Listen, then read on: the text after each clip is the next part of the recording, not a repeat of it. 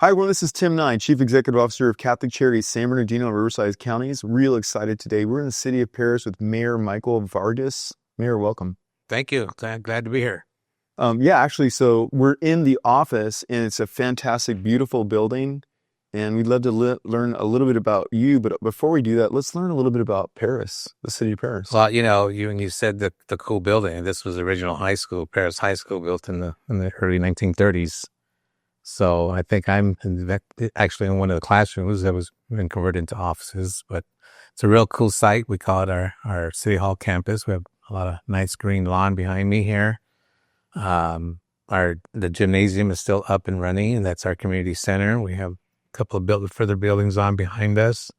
It's just a really cool type City Hall campus, and I get a lot of questions, a lot of developers wanting to help us redevelop a new civic center, and I said, why? Mm-hmm. This is a beautiful place here. We still have the old architect on the outside. You just modernize the inside to accommodate today's standards, and it's a wonderful place to be. On a personal level, I'm a San Diego native and now part of the Inland Empire, and I've driven past Perris so many times on the road, and now I've gotten off, and I couldn't believe what I'm seeing just driving through the area. It's pretty fantastic. It's changed a lot. I moved here in 2004, and talking to folks who've been here even longer than I have, it's changed a lot just with my time here. But Perris was, back then it was Perris Valley, Menifee Valley. Everybody was valleys. Mm-hmm. We were really, medium-sized city. Well, probably back then you could even say smaller. But it was so scarce, so spread out. There was a lot of farming out there, a lot of sod farms, what have you. But now it's just over the years, the density's coming in, and we're getting a lot more folks in here, a lot more housing, businesses. So it's a growing community. I watched your State of Perris address, and it was really great learning a little bit about how many new business licenses are out there, how many housing projects are going on, but also the amount of parks. You have a great deal of parks. 28 parks. This city is 29. I'm hearing anywhere from 29 to 31 square miles. So I could basically say we have a park every square mile. So when you think about, obviously you just don't want to build housing for urban sprawls. What's your major plans or ideas for you in the city as far as development is concerned and how to really make it a thriving area? So that's the focus we're on right now, is trying to get more businesses, the higher end restaurants, that's big chain restaurants, I should say. Mm-hmm. We have a lot of good mom and pop stores here, a lot of good, what we call taquerias, little taco shops. Sure. There's nothing to discredit them, but, we want to give the variety to our community. And we want to have the BJ's, we want to have the Applebee's, so that's our next goal. The challenge has been with those bigger companies, they want to see more rooftops. Well, the rooftops are coming in. We do have a lot of housing in the pipeline. So as the numbers start growing, then we'll start getting the bigger companies in it. But yeah, that's what we want. And I also want to try to get the bigger corporations if we can in here. We got a lot of warehousing development going on already, but if we get the bigger corporation in there, and the key thing with that is to keep our residents here, not having to commute. Right. I moved to Perris in 2004, and I was still working in Los Angeles. I had to commute for 8 years. That's rough. That's hard. And you talk about spending a lot of time away from home. So we can get those companies here in Perris, keep our families home together. I think we sometimes underestimate the amount of stress on being on the road, and then even missing your kids' events or grandkids' events. Absolutely. Because you're sitting in the traffic or whatnot. And it's just a little more stressful. So keeping folks here is fantastic. And I was also impressed with your emphasis on safety, public safety and law enforcement and the firefighters, and the technology that you've implemented as well. Yes.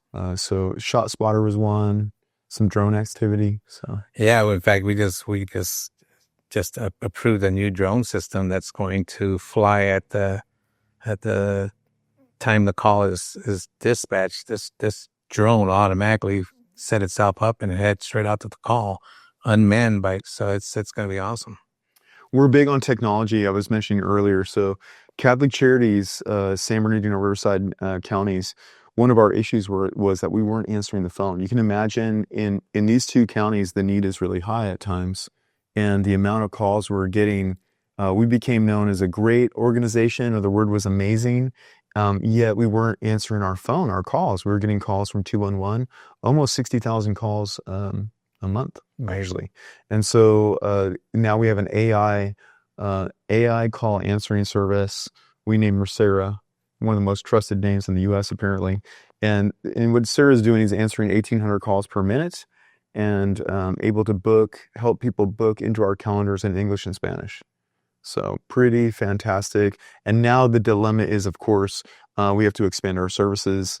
And I'm really happy to say that through the leadership of Bishop Rojas, we're going to be expanding everywhere, including Perris as well. Excellent. Good to hear. Hunger relief folks, career advisory services, ways in which we think it's one team, one goal, one family, one community, all residents, not just Catholics, but we look at your leadership as mayor and say, gee, how can we be connected to the city? And I think you're in alignment with that as well. Absolutely. My thing is it takes a village to run a city. And that's one of the first few things. I've been in office now for 9 years. This is my third term. And we had to get together with our GIS folks to basically set up a mapping and identify where our needs are throughout the city. The last thing I want to do is duplicate efforts in the same area. It's important to identify where our needs are at. And, when I say it takes I can't do it all by myself. The city can't do it all by ourselves. So we rely on our faith-based organizations, our nonprofits, even our partnerships with our business folks here in the city. Anytime there's a function going on, we can count on a lot of folks to be there to help. And that's what it's all about, is helping our people. Mm-hmm. So listening to what you're saying is music to my ears when I hear that. And I'd love to have you come by. Sometimes we have our meetings. I have a program called, one of my mayor's initiatives, No Child Left Hungry. We want to make sure all our kids have some kind of source of nutrition. Mm-hmm. A lot of our kids rely on the food that they get in school. So when they're not in school, where are they getting their source of food?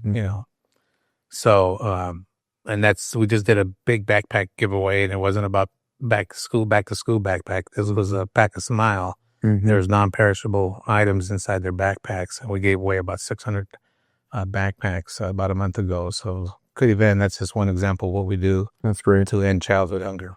Yeah, we look at homelessness as an issue, and to me, it starts with our youth in the form of education, parenting classes, making sure they're all squared away, and giving them some vision and hope.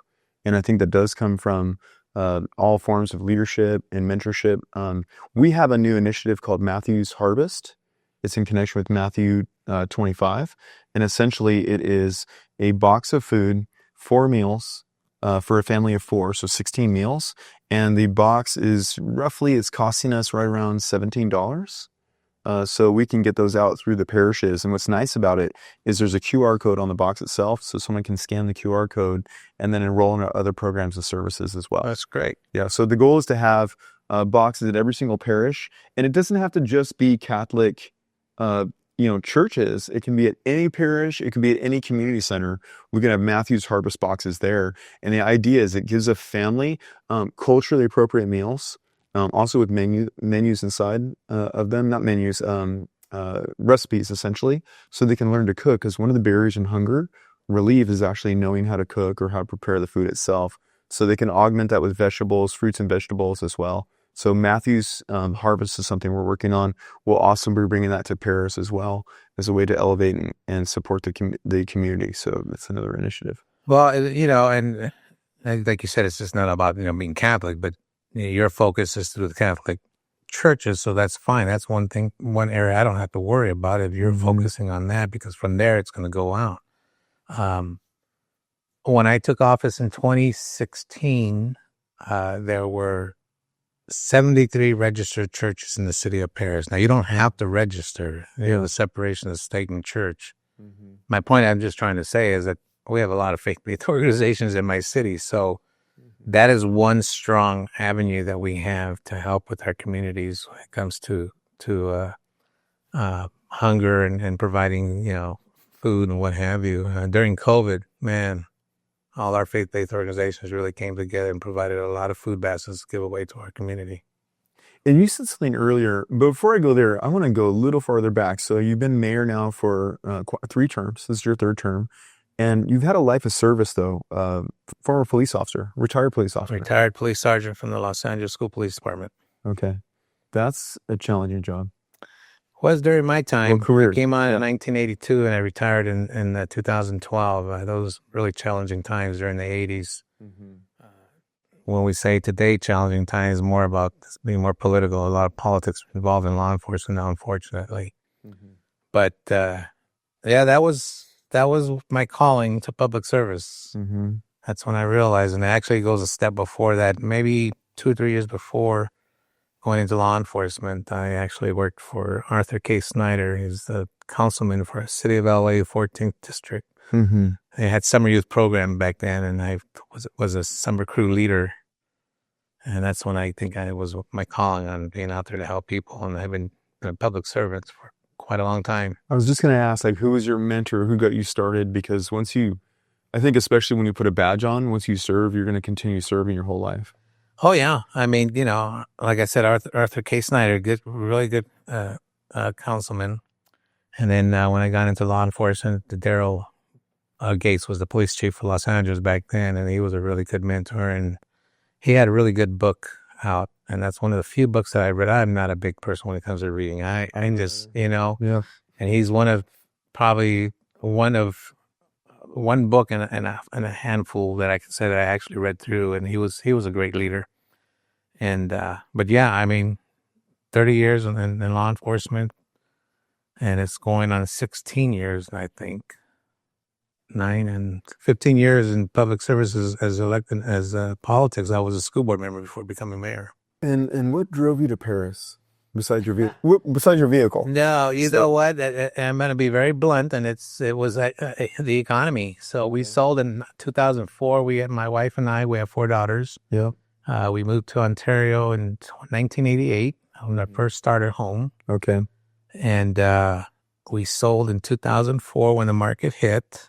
And I never thought I could afford to buy a nice big new home for my wife. And through some friends, he was a broker and his wife was a real estate agent. They found us our home, and he's the one that did the financial end of it. But so in 2004, the home we wanted to move into would have been Rancho Cucamonga, Alta Loma area. Okay.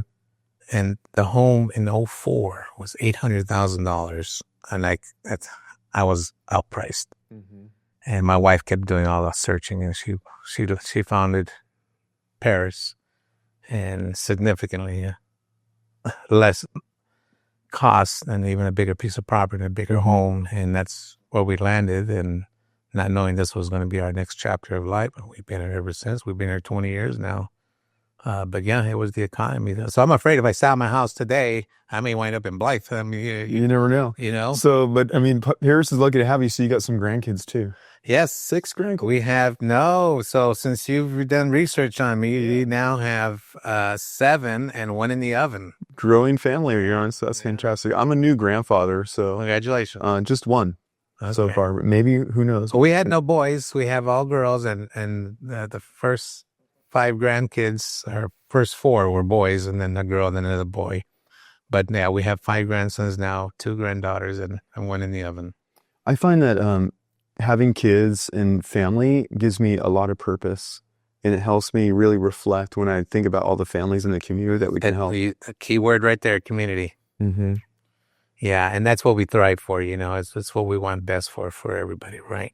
Mm-hmm. And it starts with your home. I mean, if I expect things to happen here with my family, then I want that to be the same for everybody. We are all in. We Catholic Charities are all in on your plan for No Hungry Children. How can people watching now, community members, get involved or support you in your initiative with that? So you go on our website, cityofperris.org, and you'll see the mayor's initiatives there. And there's links there that'll just connect you, or just call my office, just call City Hall, and I'll get you directly connected. We meet quite frequently, and we have a great list of stakeholders throughout the community that are very actively involved in my programs. So yeah, I encourage anybody who wants to help out. And help can be a shape of a candidate or something. In other words, any help we take, we're not going to turn away anybody who wants to help. That said, who was some of your greatest mentors? Anyone you can think of? You mentioned someone earlier, the council member. So Arthur K. Snyder was a great mentor back then. I really looked up to the man, and he ran his district very well, and he had people under him and Mr. Jennings. Mr. Jennings was the neighborhood guy that everybody hung out. He had a collection of about 24 Model T trucks and cars. Okay. He had an extended garage at his residence down the street from my house that pretty much housed almost all of his cars. He's the one that got me into working for the office of Mr. Snyder. But yeah, he's been one of my mentors, definitely. And then the person responsible for getting me into law enforcement lived up the street from my house. Nick the cop, everybody called him.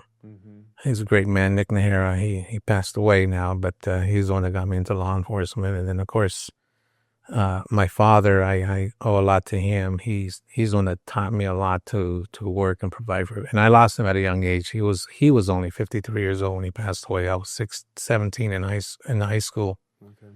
But watching if you would, that's a whole nother segment. But if I was to explain to you the things that my father accomplished and the kind of money he was making, that's remarkable.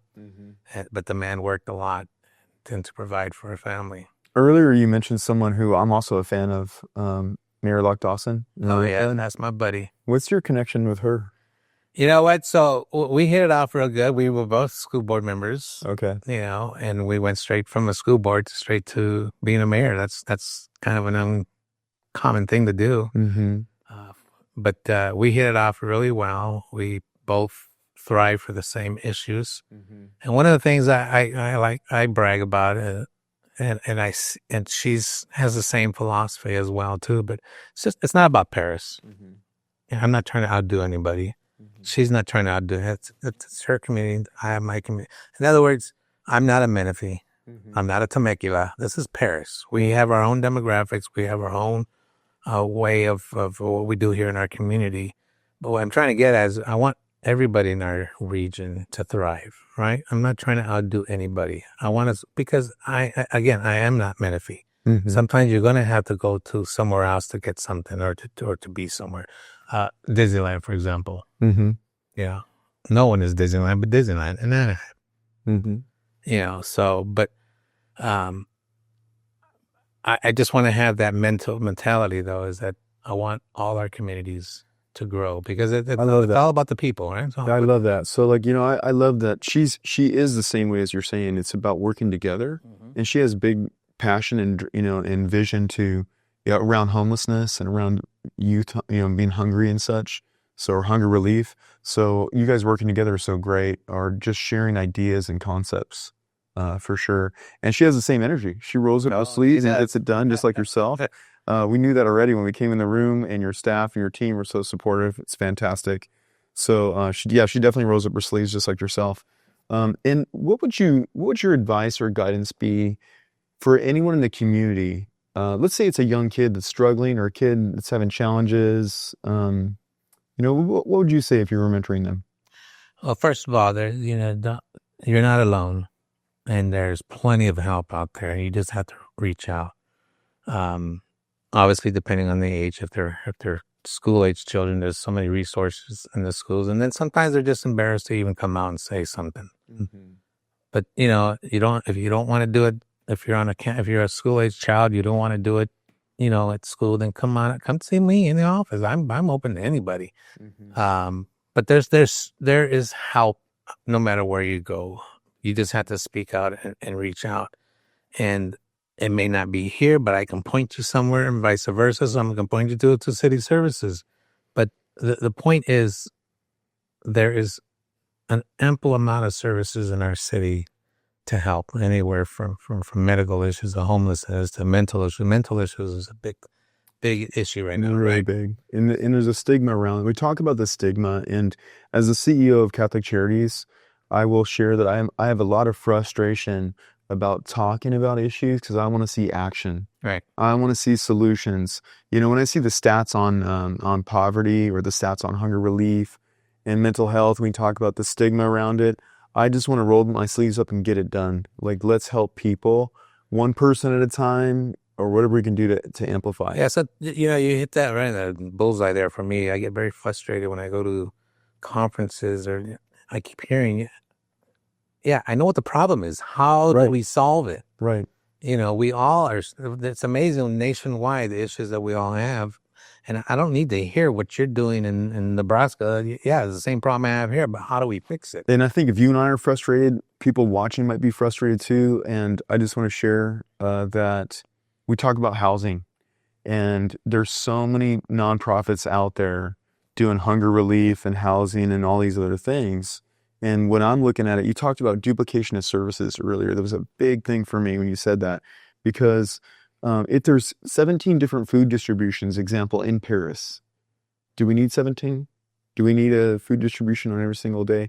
In other words, really assessing the need and the resources for the community is important to me, because once you've established, let's say example, if you had 17 food distribution sites, why not 40, right? How many is too many?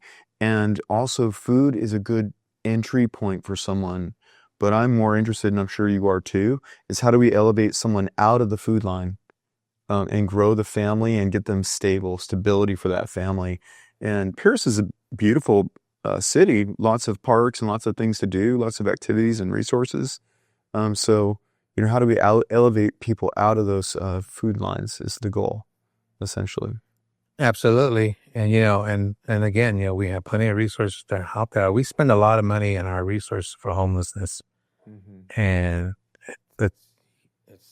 you can't say it's like we don't offer it. If you want the help, you've got it. And that's one of the key elements, right? The person wants to have that help. Which can't force them. Yeah, which to your point, that falls into the mental health piece. Yes. Yeah. Because once you're homeless, the mental health, spikes. And also, the longer someone's homeless, then it's harder to get them, to move out of that. Because the other thing you're kind of like in line there, going that direction that I wanted to touch on was,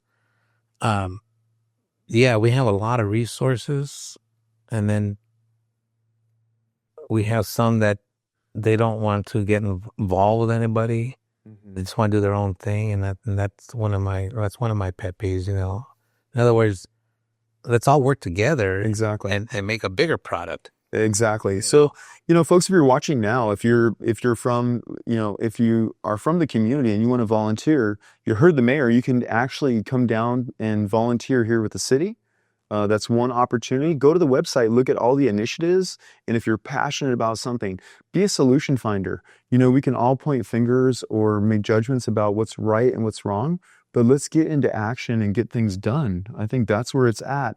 And there's so many great nonprofits throughout the Inland Empire and in Perris. So you can just pick one that you're passionate about, go and volunteer, make a donation, roll up your sleeves, and be a part of the solution.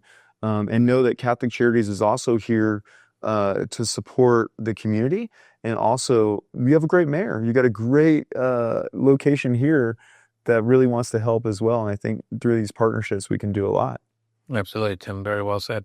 Yeah. So, if you're watching now, again, Mayor, before I go on, I saw something else I'm excited about. Some of the schools here, there's one innovation something.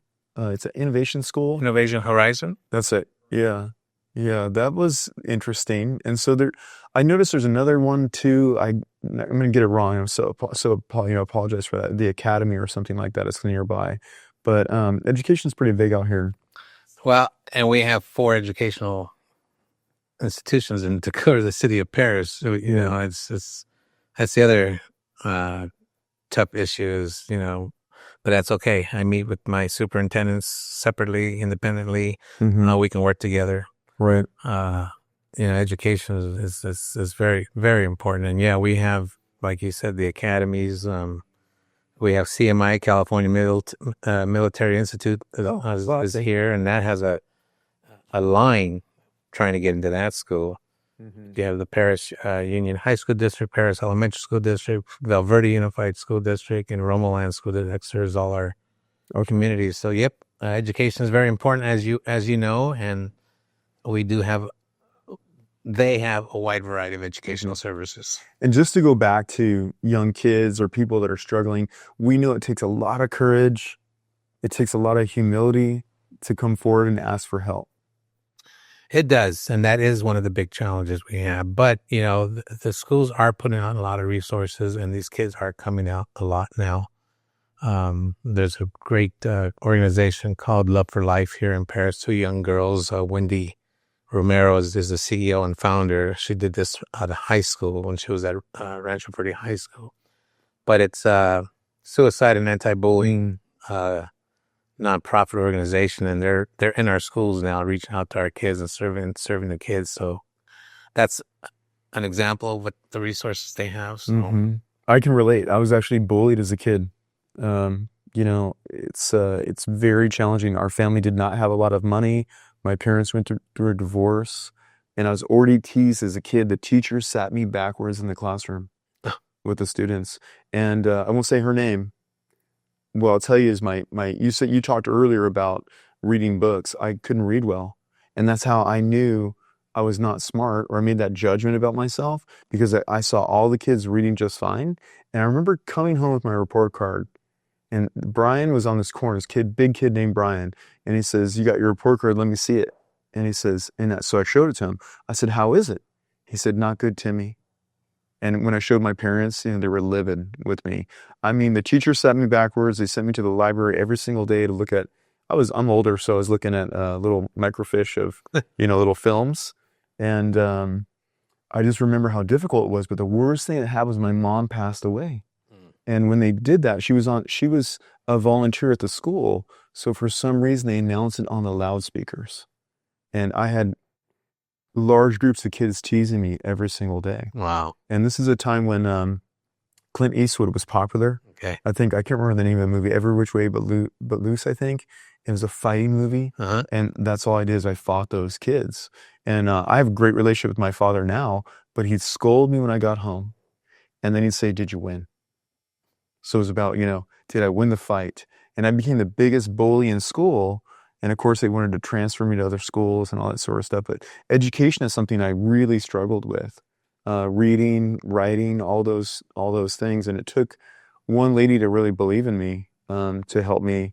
And all she did actually was sit with me and give me popcorn and reward me for the work I was doing. So I'm really big. You said it's Love for Life? Yes. Love for Life. Love for Life Association. Love for Life. Look them up, folks. I'm sure they need support and volunteers. Love for Life for bullies and suicide prevention. Mm-hmm. That's fantastic, Mayor. Thanks for sharing that. Absolutely. That's really, really great.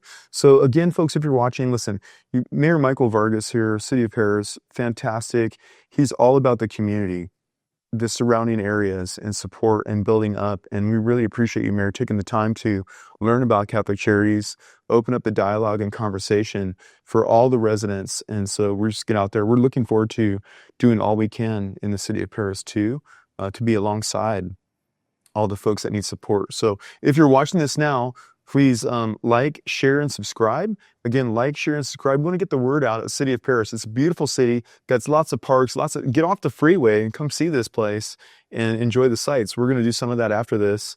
And once again, Mayor Vargas, thank you. Thank you, Tim, for having me. I appreciate this opportunity. Yep. All right, everyone. Thank you.